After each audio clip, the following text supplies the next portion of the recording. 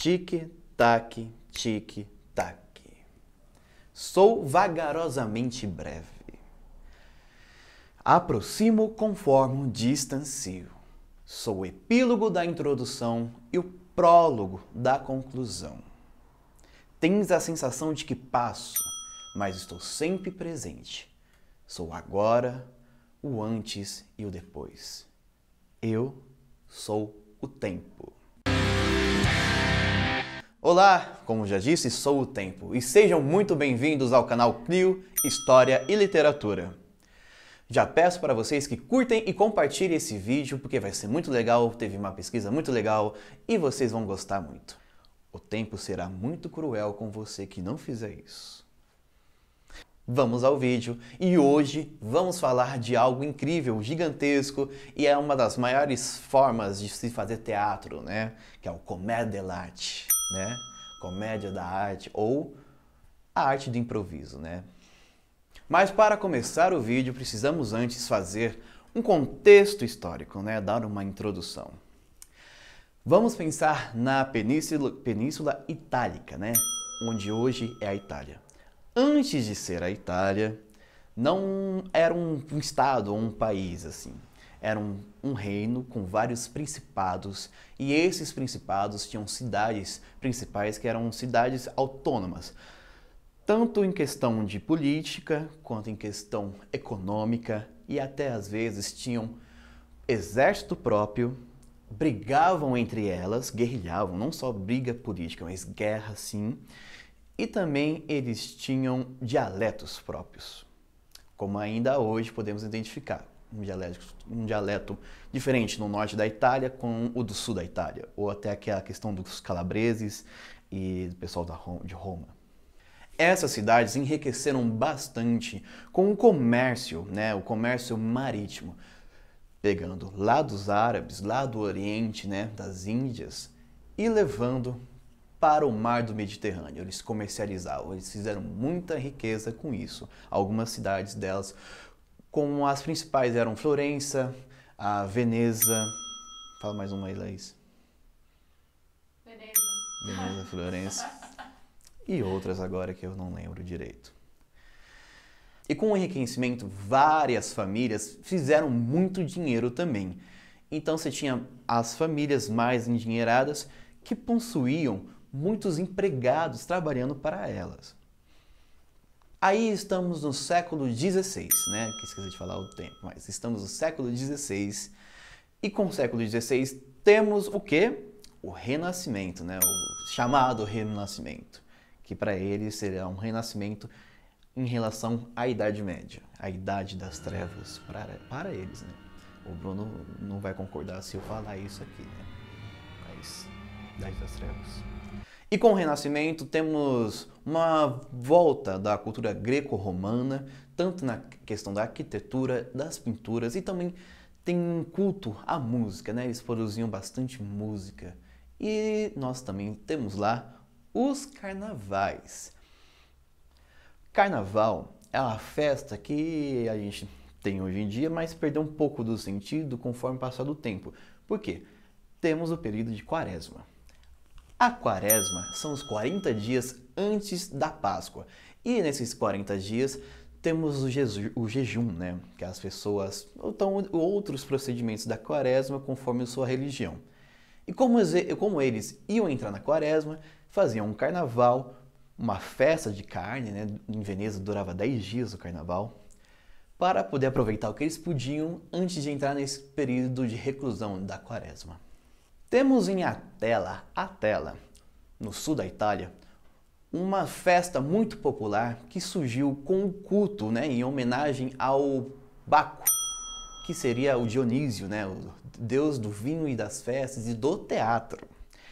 E essas festas vão influenciar atores a criar peças e peças teatrais para poder apresentar para a população das cidades. Influenciados por essas festas e pela sátira, surge o Igelose, que traduzindo seria Os Ciumentos, que é a companhia de dois irmãos, os irmãos Andreni, com mais oito atores da cidade de Pádua, que vão fazer apresentações de 1545 até 1546, até antes da Quaresma de 1546. Essa é considerada a companhia mais antiga, porque não temos registro de outras mais antigas, então essa fica como sendo a primeira. Muitas vezes a Quaresma, esse período da Quaresma, era respeitado por algumas companhias. Então alguns não produziam, não faziam peças durante esse período. Mas como funcionava essas companhias? Como é que era a organização delas e como que elas faziam para apresentar suas peças?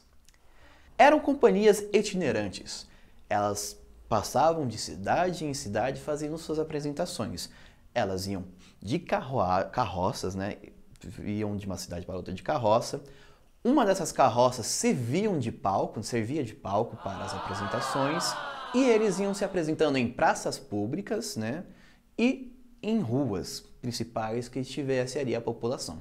Mas do que se tratava essas peças? As peças que eles apresentavam tratavam de assuntos populares e cotidianos, como ciúmes, adultério, velhice e o amor. Montado já o palco pela carroça, o cenário eram panos que estavam pintados com cenários, né? Com fundos de algum local que se passaria a história. Podia ser uma cidade, podia ser as montanhas, podia ser um campo, podia ser uma praia. Tinham vários panos, cerca de 3 ou 4, que iam alternando ali conforme a peça ia decorrendo. E como elas eram itinerantes, muitas vezes o dialeto, né, o jeito que as pessoas falavam, era uma barreira a ser vencida. Então, como eles faziam? Como vencer essa barreira? Com a expressão corporal. Eles faziam grandes movimentos, eles se abriam movimentos grandes e eles faziam com que o seu corpo falasse por si. E com o corpo falando, as pessoas na plateia conseguiam entender, captar o que eles queriam passar. Uma coisa muito interessante é que não havia o papel do diretor, mas havia sim a figura do capocômico.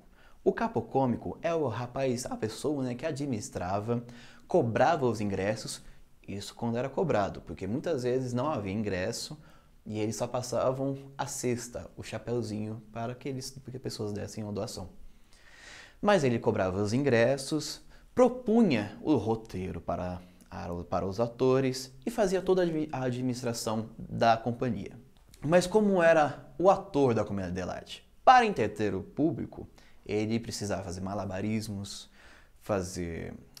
entender de música, cantar e também acrobacias.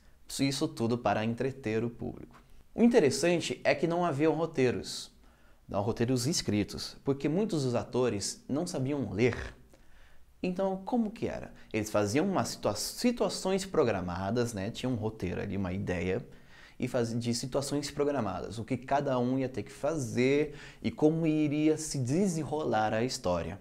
Então, eles iam lá e improvisavam.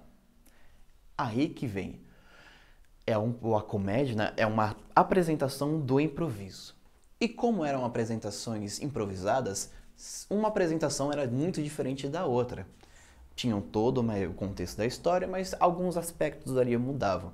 Então, sempre atraía mais o público. Aí, novamente. O ator era um ofício. Assim como a gente aprende na Idade Média sobre o ofício, o ator tinha o seu ofício e cada ator tinha um papel. Ele não variava de um personagem para o outro. Ele pegava um papel, mantinha esse papel pelo resto da sua vida. E era também algo hereditário, porque vamos pensar, se eu era um arlequino, eu sempre faria o arlequino por questões de atuação, né? De criar os trejeitos desse personagem. Então, como eu sabia muito desse personagem, o meu filho iria fazer também o arlequino, porque ele iria aprender comigo. Outra característica bastante comum do Comédia dell'arte é que os atores usavam máscaras, não eram pinturas como essa. Eles usavam máscaras que eram só do nariz para cima, para deixar a boca mais livre para articulação. E também essas máscaras serviam para identificar qual era aquele personagem e também para obrigar o ator a dar mais expressões, porque eliminava a expressão facial dele. Faziam adaptações às regiões que estavam ali, algum acontecimento ou escândalo que teria ocorrido na cidade, eles pegavam aquilo ali e faziam e acrescentavam à peça, e deixava mais interessante e mais crítico ainda. E a trama sempre acabava com um final feliz entre os enamorados. E como grande característica da comédia dell'arte são seus personagens, vamos falar deles um pouco agora. Esses personagens são divididos em 3 classes. Os Zani, que são os empregados, os Sveti, que são os patrões, e os enamorados. Vamos destrinchá-los. Os Zani, eles são curiosos e atrapalhados e se acham muito espertos e sempre estão ali se metendo nas ações dos patrões para conseguir algo em favor próprio. Os patrões são os Svetis. Os Svetis são os de alta classe, os mais ricos. E temos também os enamorados, que são muitas vezes jovens que estão vivendo ali um romance. Temos entre os Svetis, os patrões, o Pantalone. O Pantalone geralmente era um velho, um senhor, uma pessoa de meia idade, que usava vermelho, usava calças vermelhas e um casaco preto. Tinha sua máscara, um nariz gigante, cavanhaque também, e representava a classe mais endinheirada, os mais ricos da sociedade. Outro patrão é o dottore, o doutor, que seria ou médico ou advogado, dependendo da história, às vezes até os dois. Ele usava preto, sempre andava com uma pastinha, podia usar aquelas perucas de advogado, né, aquelas perucas brancas, e era a representação da classe mais estudada, né, das pessoas mais intelectuais. Tanto que muitas vezes ele falava coisas lindas, mas ninguém entendia. Temos também o capitão. O capitão, ele é da classe militar. Ele parecia muito corajoso, um herói, mas sempre ao primeiro sinal de perigo ele dava para trás. Ele recuava e fugia. Era um dos maiores covardes e sempre estava com sua espada. Qualquer semelhança é mera coincidência. Os enamorados eram casais, né? Eram pessoas que não usavam máscara. Muitas vezes era só um pozinho branco para deixar mais afeiçoados. E eles tinham nomes comuns, como Ângela, Felipe ou Silvia. Mas vamos falar agora da classe trabalhadora, os Zani. Primeiro, o Arlequino. O Arlequino, ele tinha uma máscara com um calombo vermelho que demonstrava que ele apanhava bastante de seus patrões por conta de suas ações. Era o Zani mais esperto e sempre aprontava várias com os outros. Tem o Brighella. O Brighella, ele geralmente ou era dono de uma estalagem ou também dono de restaurante. E ele era sempre muito trapaceiro e sempre começava as intrigas. Sua vestimenta era sempre branco com verde ou amarelo e sempre usava chapéu ou de hoteleiro ou de cozinheiro. Há também a Colombina. A Colombina é a única empregada, a Zani mulher. Ela era muito pomposa, educada e fina e também cobiçava muito as coisas. A Colombina era apaixonada pelo Arlequim. O Pierrot é um palhaço triste, ele é melancólico e vive apaixonado pela Colombina. Mas ele é muito mais associado ao comédia dell'arte da parte francesa. O Polichinelo ou Scaramouche, que é o Scaramouche, da música do Queen. Ele é o pilantra e contador de mentiras, muito associado aos músicos. Agora, 300, 400, 200 anos depois dessas apresentações das peças, como chegaram até nós? A comédia dell'arte ficou muito famosa na Itália e começou a sair das ruas e ir para os palácios em suas apresentações. Nisso começa a sair também da Itália e se espalhar para a França e outros países da Europa. A comédia dell'arte fica tão famosa na Europa que os seus modus operandi, né, o seu jeito de se fazer, os seus gestos, o seu trabalho é passado para frente como herança e ela é uma das grandes influenciadoras do teatro ocidental. E suas estruturas de personagens influenciam as novelas e várias produções audiovisuais também, porque os seus personagens são muito característicos e eu aposto que do jeito que eu fui falando aqui para vocês, vocês identificaram algum personagem de uma série, uma novela, algum filme que você gosta muito, que se parece muito com isso que eu falei.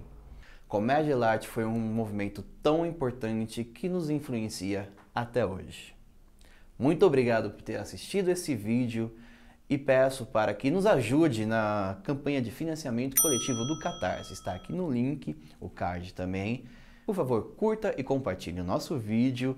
Comente também se você gostou deste formato e até um outro dia.